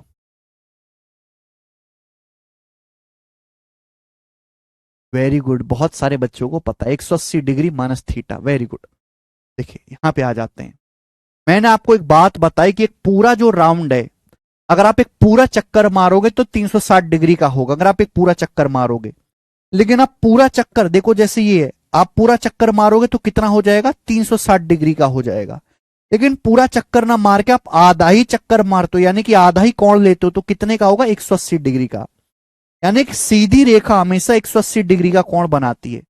सीधी रेखा, ये सीधी रेखा बेटा, स्ट्रेट लाइन, स्ट्रेट लाइन कितना कोण बना रही है यहां पर? 90 90, 180 डिग्री का। पूरा चक्कर घूमोगे 360 डिग्री, आधा ही चक्कर घूमोगे ये, तो कितना कोण बनेगा? 180 डिग्री का। तो आपको समझना चाहिए कि सीधी रेखा है तो सीधी रेखा मतलब मेरे प्यारे में 180 डिग्री होना चाहिए टोटल। इन दोनों को जोड़ के 180 डिग्री आना चाहिए। अगर ये थीटा है तो ये कितना होगा बेटा? 180 डिग्री में से थीटा घटाना पड़ेगा, 180 डिग्री में से थीटा घटाना पड़ेगा, 180 डिग्री माइनस थीटा। सभी को कॉन्सेप्ट क्लियर? आप बोलोगे हां जी सर एकदम कॉन्सेप्ट क्लियर है। चलिए, तो यहां पे आपके सामने दो चीजें आ गई, एक एंगल बाइसेक्टर और मेरे प्यारे भाई दूसरा आपका एक्सटीरियर एंगल। देखो ये हमने कोण एओबी बनाया, कोण एओबी। आगे चलते हैं, बहुत प्यारा कॉन्सेप्ट मैं आपको सिखाऊंगा, मजा आएगा। अगर मैं इस साइड को आगे की तरफ बढ़ा दूं, ऐसे मैं इसको आगे की तरफ बढ़ा देता हूं, पेन से बढ़ा दूं क्या? पेन से बढ़ा दूं। अगर मैं इसको आगे की तरफ बढ़ा दूं, आगे की तरफ, तो बेटा ये क्या बन जाएगा? ये आपका एक्सटीरियर एंगल बन जाएगा, बाह्य कोण। This is become exterior angle, ये बाह्य कोण बन जाएगा। हमने अंदर वाले एंगल का बाइसेक्टर खींचा, इसका जो पूरा नाम है वो होगा interior angle bisector. Interior, interior, interior का हिंदी में मतलब होता है आंतरिक, आंतरिक कोण समद्विभाजक। ये क्या है बच्चे? आंतरिक कोण समद्विभाजक। क्या है ये? आंतरिक कोण समद्विभाजक है। इंटीरियर का मतलब आंतरिक। ये कोण एओबी है, तो हमने कोण एओबी में अंदर की तरफ बाइसेक्टर खींचा, इंटीरियर एंगल बाइसेक्टर, आंतरिक कोण समद्विभाजक। लेकिन अभी अभी मैंने आपको बताया कि जब भी हम कोण की किसी भुजा को आगे बढ़ाते हैं तो आगे बढ़ाने पर बाहर की तरफ जो कोण बनता है इसे हम एक्सटीरियर एंगल कहते हैं, एक्सटीरियर एंगल। अब बच्चे जैसे हमने अंदर वाले कोण का बाइसेक्टर खींचा है, बिल्कुल उसी रिवाज से मैं बाहर वाले कोण का भी बाइसेक्टर खींच सकता हूं। ये आप बोलोगे हां जी सर, मैं बाहर वाले कोण का भी बाइसेक्टर खींच सकता हूं, और मैंने इसको नाम दे दिया ओ क्यू। मैंने इसको नाम दे दिया बच्चे ओ क्यू। ठीक है भाई, आप बोलोगे हां सर। ये क्या है? बाहर वाले कोण का समद्विभाजक है। जैसे आपके पास ये वाला कोण है, ये तो अंदर की तरफ हो गया, अब मैंने इसको बाहर की तरफ बढ़ाया, बाहर की तरफ, अब मैं ये बाहर का कोण बन गया मेरे प्यारे भाई, ये एक्सटीरियर एंगल बन गया। अब मैंने इसका समद्विभाजक खींचा, यानी कि एक ऐसी लाइन जो इस कोण के दो बराबर टुकड़े कर देगी, बीटा बीटा बीटा बीटा। यानी कि ऐसी लाइन है मेरे प्यारे भाई, जो ये जो बाह्य कोण बन रहा है, इस बाह्य कोण के दो बराबर टुकड़े कर रहे हैं। अगर ये बीटा है तो ये भी बीटा हो जाएगा। क्या आपको बात समझ में आई? समझ में आया? तो हम इसको बोलते हैं मेरे प्यारे भी एक्सटीरियर एंगल बाइसेक्टर। एक्सटीरियर बाह्य कोण समद्विभाजक, exterior angle bisector of, exterior angle bisector of AOB. ये कोण एओबी के एक्सटीरियर का बाइसेक्टर है। ये कोण एओबी के एक्सटीरियर का बाइसेक्टर है। ये आपका कोण एओबी था। ये कोण एओबी का आंतरिक कोण समद्विभाजक है, इंटीरियर एंगल बाइसेक्टर है, आंतरिक कोण समद्विभाजक। हमने कोण एओबी की इस भुजा को आगे बढ़ाया, ये बाह्य कोण बन गया। इस बाह्य कोण का समद्विभाजक खींचा है, बाइसेक्टर खींचा, एक ऐसी लाइन जो इस बाह्य कोण के दो बराबर टुकड़े कर दे, तो हम इसको बोलेंगे exterior angle bisector of AOB. सभी को समझ में आया? सभी को समझ में आया? आप बोलोगे हां जी सर बिल्कुल सही। तो यहां पे आपको दो चीज बनेंगी, आंतरिक कोण समद्विभाजक और बाह्य कोण समद्विभाजक। दो चीज आपको दिखाई दे रही हैं, आंतरिक कोण समद्विभाजक और बाह्य कोण समद्विभाजक। आपको यहां पर दो दो चीजें दिखाई दे रही हैं। अगर आपको यह कॉन्सेप्ट समझ में आ गया तो सब लोग कमेंट में यस लिखेंगे, यस सर। नहीं, दोनों साथ साथ होंगे बर्नल।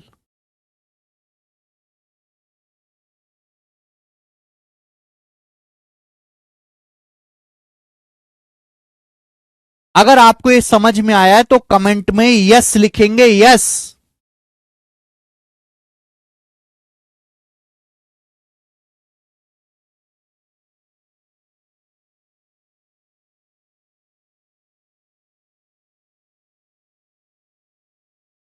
तीन बच्चों को छोड़ के सबको समझ में आ गया।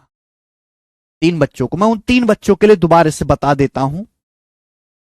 जैसे कि भाई ये कोण है एओबी, ये कोण है एओबी। मैं इसका बाइसेक्टर खींचूंगा तो इंटीरियर एंगल बाइसेक्टर। अब मैं इसको आगे बढ़ा तो ये कोण एओबी का एक्सटीरियर एंगल बन गया, ये कोण एओबी का बाह्य कोण बन गया, बाह्य कोण। अब इस वाले बाहर वाले कोण के भी तो दो टुकड़े कर सकता हूं, इस बाहर वाले कोण की भी तो दो टुकड़े कर सकता। तो मैंने एक ऐसी लाइन खींची है जो बाहर वाले कोण के दो टुकड़े कर रही है, बीटा बीटा, बाहर वाले कोण के दो टुकड़े कर रही है। तो ये क्या हो जाएगा? ये एक्सटीरियर एंगल बाइसेक्टर हो जाएगा। अब मैं अंदर वाले कोण के दो बराबर टुकड़े कर दूं, अंदर वाले कोण के अल्फा अल्फा, ये इंटीरियर बाइसेक्टर हो जाएगा। इसमें डाउट कहां है? ये तो कोई दिक्कत है ही नहीं बच्चों, बड़ी सिंपल सी बात थी। अंदर खींचो तो इंटीरियर एंगल बाइसेक्टर, बाहर वाले का खींचो तो बाह्य कोण बाइसेक्टर। दैट्स इट, बात खत्म। मुझे लगता है यहां तक हर एक बच्चे को मेरी बातें अच्छी तरीके से समझ में आ गई हैं, कोई भी परेशानी नहीं है। अगर आप गौर से देखो, मैंने अभी समझाया है, मैंने अभी अभी जस्ट आपको समझा। मैं आपसे कहूं ये पूरा कोण कितने डिग्री का होगा, पूरा कोण कितने डिग्री का होगा? ये वाला पूरा एक सीधी रेखा है, this is a straight line, सीधी रेखा। और अगर ये सीधी रेखा है तो बेटे पूरा कोण कितने डिग्री का होगा? तो आप कहोगे सर ये पूरा कोण होगा 180 डिग्री। ये पूरा कोण 180 डिग्री का होगा। अगर ये सीधी रेखा है तो मैंने अभी समझाया कि पूरा का पूरा कोण 180 डिग्री का होगा, यानी कि जोड़ के 180 डिग्री आना चाहिए। अगर ये सीधी रेखा है तो पूरा कोण कितने डिग्री का होगा? 180 डिग्री का। अगर मैं पूरा कोण जोड़ूंगा तो आप बताओ, अल्फा अल्फा दो बार है, दो अल्फा हो गया, दो अल्फा। मैं आपसे कहूं बीटा बीटा दो बार है, दो बीटा हो गया। तो दो अल्फा जमा दो बीटा कितना आ गया? 180 डिग्री आ गया। आप बोलोगे हाँ सर, दो अल्फा जमा दो बीटा 180 डिग्री आ गया। दोनों तरफ दो से भाग दीजिए, दोनों तरफ दो से भाग देंगे तो अल्फा जमा बीटा कितना आ गया? 90 डिग्री आ गया। अल्फा प्लस बीटा कितना आ गया बच्चे? 90 डिग्री आ गया, 90 डिग्री आ गया। आप बोलोगे हाँ जी सर ये आ गया, 90 डिग्री आ गया, कोई परेशानी? यानी कि क्या आया है, व्हाट इज दिस आइंग? तो आपको यह पता होना चाहिए कि किसी कोण के आंतरिक कोण समद्विभाजक और बाह्य कोण समद्विभाजक के बीच ये जो कोण बन रहा है, ये जो कोण बन रहा है, ये जो कोण बन रहा है, ये अल्फा प्लस बीटा ही तो है। किसी भी कोण के इंटीरियर एंगल बाइसेक्टर और एक्सटीरियर एंगल बाइसेक्टर के बीच में जो कोण बनता है, ये जो कोण बन रहा है, ये जो कोण बन रहा है, ये कोण हमेशा 90 डिग्री का होता है। 90 डिग्री का ये कोण हमेशा 90 डिग्री का होता है। ये अल्फा प्लस बीटा ही तो है। आप मुझसे पूछो ये अल्फा है, ये कितना है बीटा, तो अल्फा प्लस बीटा ही तो हो गया। This is going alpha plus beta. आप बोलोगे हाँ जी सर बिल्कुल सही, कोई भी तकलीफ नहीं है, मैं एकदम एक ही बार में समझ गया, मैं अच्छा बालक हूं सर, ये बेकार है, कह रहे हो आप हैं। यानी कि किसी कोण के आंतरिक कोण समद्विभाजक इंटर एंगल बाइसेक्टर और उसी के एक्सटीरियर एंगल बाइसेक्टर के बीच में जो कोण बनेगा अल्फा प्लस बीटा ही तो है। अल्फा जमा बीटा कितने डिग्री का है? 90 डिग्री का, 90 डिग्री का। इस पे थ्योरी वाले सवाल पेपर में कई बार पूछे गए, इससे सॉल्व करने वाला क्वेश्चन नहीं बनेगा थ्योरी। सवाल केवल इतना सा आएगा, मैं आपसे पूछता हूं, किसी कोण नाम दे देगा पी क्यू आर के, हमने इंटीरियर एंगल बाइसेक्टर और एक्सटीरियर एंगल बाइसेक्टर खींचा, आंतरिक कोण समद्विभाजक और बाह्य कोण समद्विभाजक के बीच बनने वाला कोण कितने डिग्री का होगा? चार ऑप्शन आपको दे देगा, 75 डिग्री, 90 डिग्री, 60 डिग्री, 180 डिग्री। क्या आंसर हो जाएगा? 90 डिग्री आंसर हो जाएगा।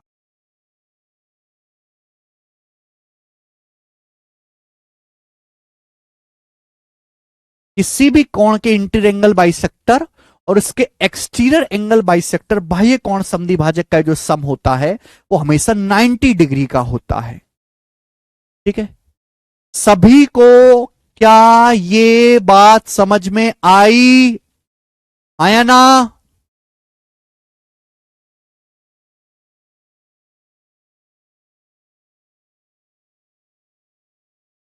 ठीक है,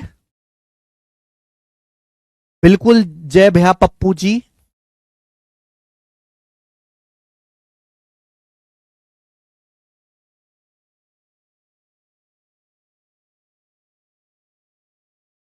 आ गई।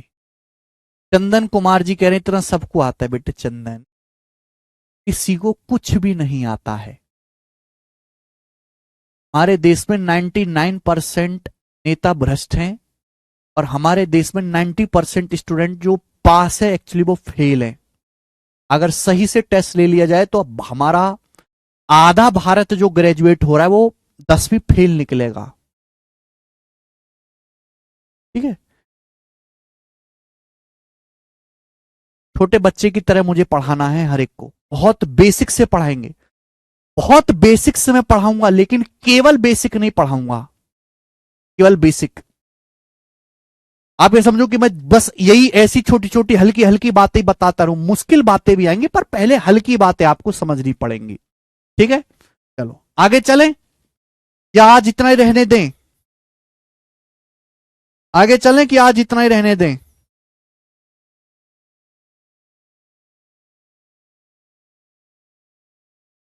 आगे चलें कि आज इतना ही रहने दे दोस्त?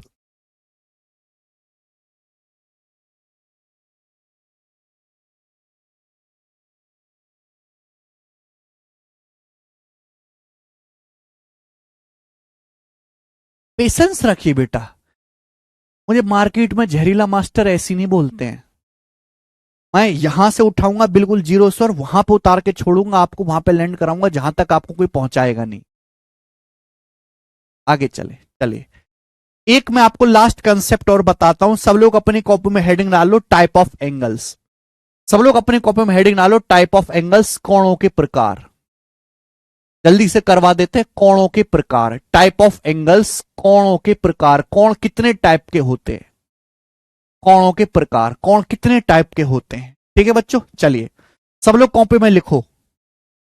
सबसे पहला एक्यूट एंगल, सबसे पहला एक्यूट एंगल, हिंदी में इसका नाम है न्यून कोण।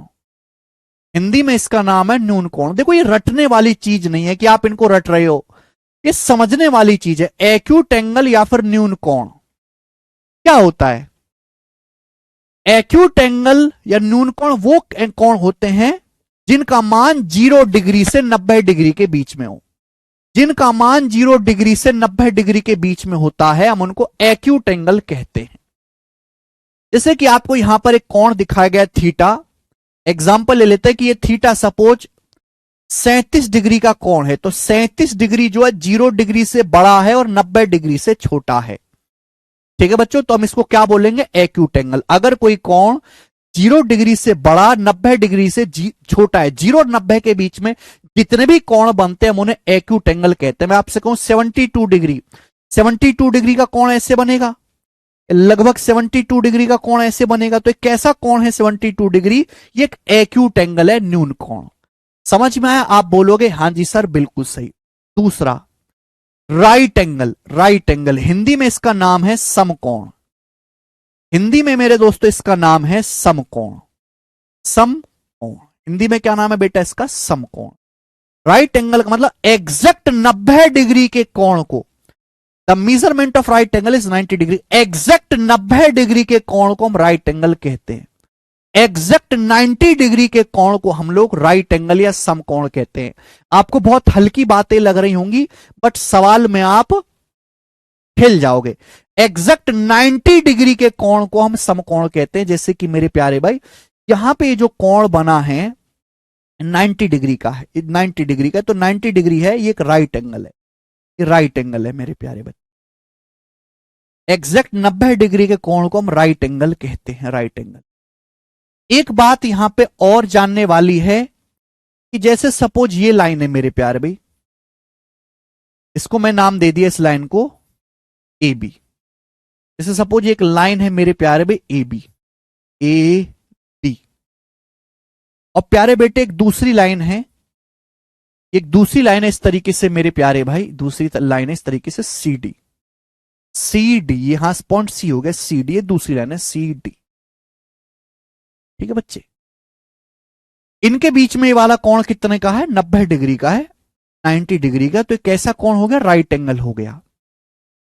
अब इस बात को बोलने का एक तरीका है, इसको हम बोलेंगे A B is perpendicular to C D, A B is perpendicular to C D, या C D is perpendicular to A B, C D is perpendicular to A B, perpendicular to A B.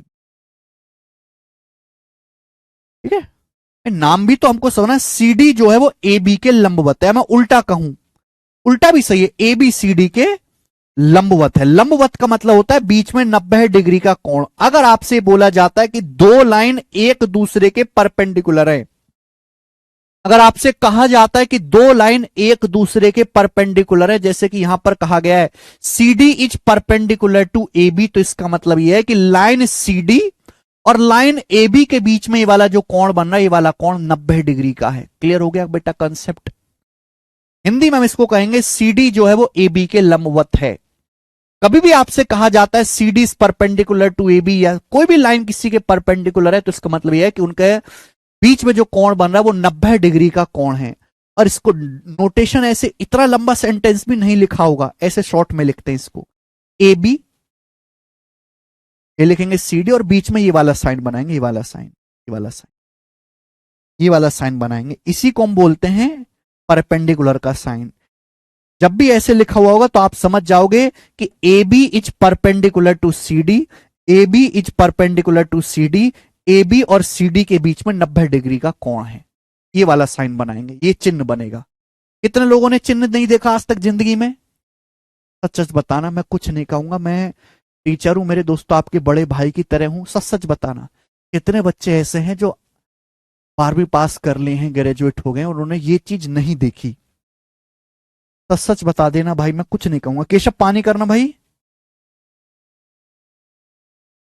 A B is perpendicular to C D, हाँ A B perpendicular to C D perpendicular to A B, दोनों same ही बात है भाई। A B C D के बीच में 90 degree का कोण है, या फिर सी डी ए बी के बीच में 90 डिग्री का कोण है, एक ही बात है।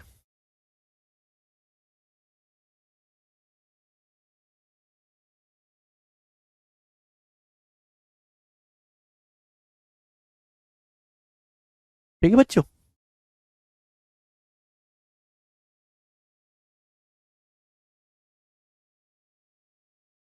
ऐसे लिखेंगे। अगर दो लेखाओं के बीच 90 डिग्री कोण है तो इस बात को शॉर्ट में लिखने का तरीका यह है, इस सवालों में भी आएगा बेटा, कभी कभी एग्जाम में भी सवाल में इस शॉर्ट में ही लिखता है चीजों को। आजकल समय बचाने का समय है। AB is perpendicular to CD। आगे चलेंगे। तीसरा आपको समझना है मेरे प्यारे भाई, ऑब्टूस एंगल, या हिंदी में इसका नाम है अधिक कोण। ऑब्टूस एंगल, हिंदी में इसको हम कहते हैं अधिक कोण। अधिक कोण। तो ऑब्टूस एंगल वो एंगल होते हैं जो 90 डिग्री से बड़े होते हैं 180 डिग्री से छोटे। 90 डिग्री और 180 डिग्री के बीच में जो कोण आते हैं उन्हें हम ऑब्टूस एंगल कहते हैं। 90 डिग्री से बड़े और 180 डिग्री से छोटे जो कोण होते हैं उन्हें हम ऑब्टूस एंगल या अधिक कोण कहते हैं। जैसे कि यहां चित्र में दिखाई दे रहा है भाई, ये कोण 90 डिग्री से बड़ा है। 90 डिग्री होता तो ऐसे बनता, ये 90 डिग्री है, ये 90 डिग्री से थोड़ा सा बड़ा हो गया, हल्का उधर मुड़ गया ना ये, तो ये कोण 90 डिग्री से बड़ा है। लेकिन ये 180 डिग्री से छोटा भी है। इसे ये क्या है, ये एक ऑब्टूस एंगल है। जैसे मैं आपके सामने एग्जांपल के लिए मैं आपके सामने कोण बनाता हूं 130 डिग्री का, तो 130 डिग्री का कोण 90 डिग्री से बड़ा है बट 180 डिग्री से छोटा है, तो कैसा कोण कहा जाता है, ये ऑब्टूस एंगल या फिर अधिक कोण कहा जाता है। अधिक कोण, ठीक है।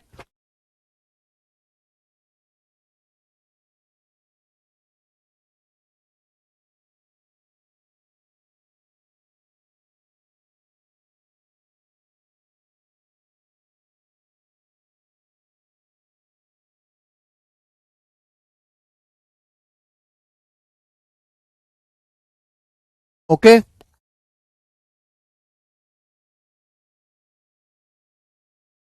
नहीं उम्मीद कुमार, उन्नयन कोण अलग है। आगे चलते हैं। Next concept straight angle. बच्चों अगला टाइप, जो भी मैं आपको बात बताऊंगा बिल्कुल डिटेल में पढ़ाऊंगा। बताओ, यही तो बेसिक है। मैं आपको क्या सिखा रहा हूं, कोणों के प्रकार, कि भाई इस वाले कोण का ये नाम है, इस वाले कोण का ये नाम है, ठीक है ना। अब इससे ज्यादा बेसिक क्या ही पढ़ाया जाएगा बताइएगा। गया नगर पालिका में है,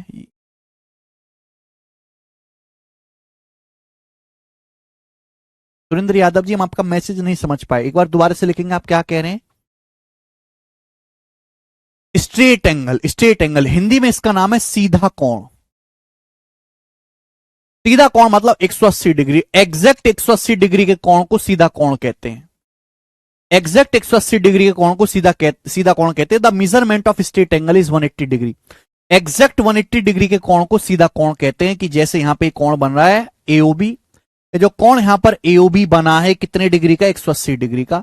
तो बिल्कुल एक सीधी रेखा है। सीधी रेखा पे कितना कोण बनेगा, 180 डिग्री का कोण बनेगा। बात खत्म, कोई दिक्कत नहीं है।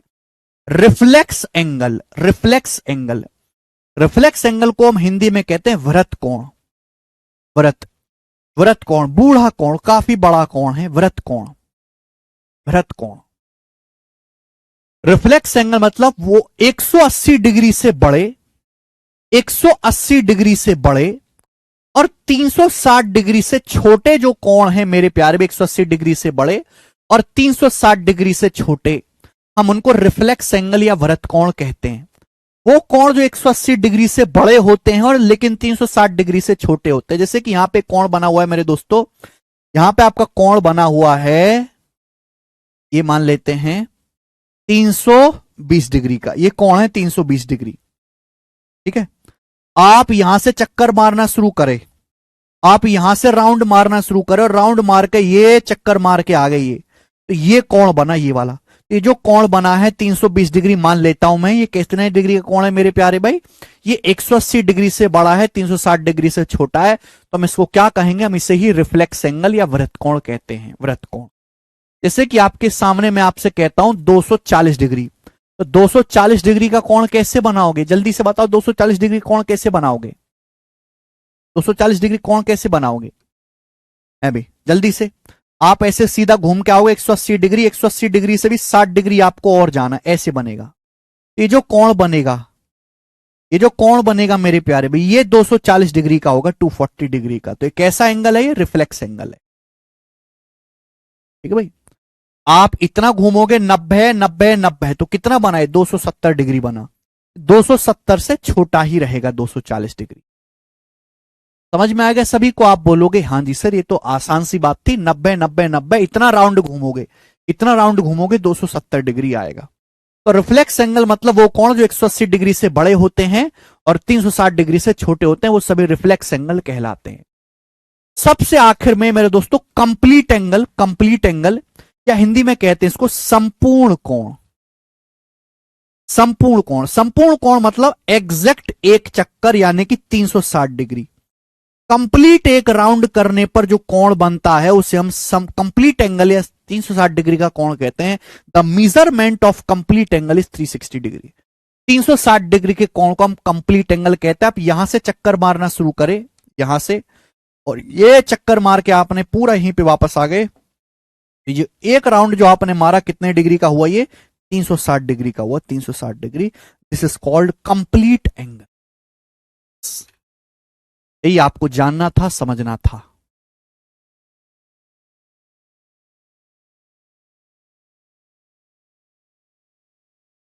ठीक है, हमें लगता है कि आपको, केशव देखा ना कमेंट,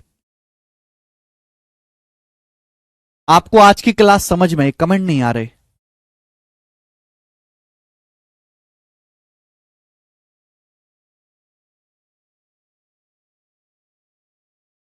ठीक है, अब आ रहे हैं।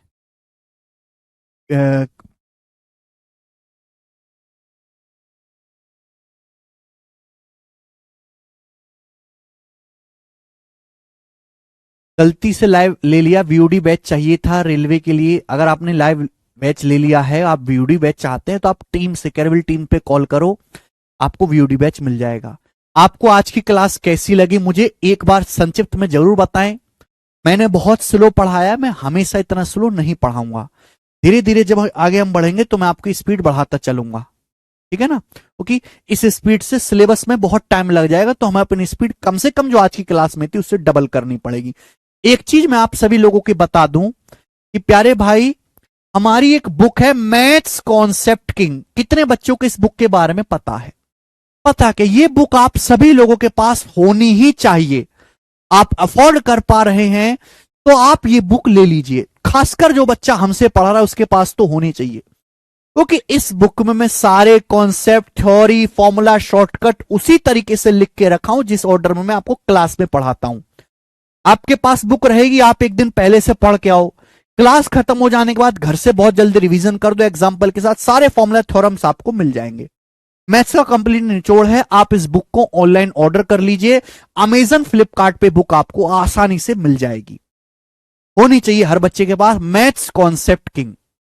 सेम नाम से हमारा एक यूट्यूब चैनल भी है, सब बच्चे उस यूट्यूब चैनल को जरूर सब्सक्राइब कर ले। बहुत सस्ती है, 200 रुपए के आसपास ये बुक आपको मिल जाएगी घर पे विद डिलीवरी। एक कलरफुल बुक है, ठीक है भाई। पतली किताब को किसमें केवल कॉन्सेप्ट कॉन्सेप्ट है ना, और एकदम कलरफुल बुक है। देखो जैसे हम ज्योमेट्री पढ़ा रहे हैं तो यहाँ पे लिखा हुआ है, देखो आज तो केवल परिभाषा में, देखो टाइप ऑफ एंगल सब बना हुआ है कि नहीं, यहाँ पे सब कुछ यहाँ पे बना, दोनों भाषाओं में, हिंदी और इंग्लिश दोनों में है। तो उसकी आप टेंशन ना, हिंदी इंग्लिश बाइलिंगुअल है, पहले इंग्लिश में लिखा होगा फिर हिंदी में लिखा होगा। चित्र एक ही बार बना होगा, चित्र दो बार थोड़ा ना बनाना, चित्र में क्या हिंदी क्या इंग्लिश, ठीक है भाई। तो आप इस बुक को ऑनलाइन ऑर्डर कर लीजिए सभी बच्चों, ठीक है। आज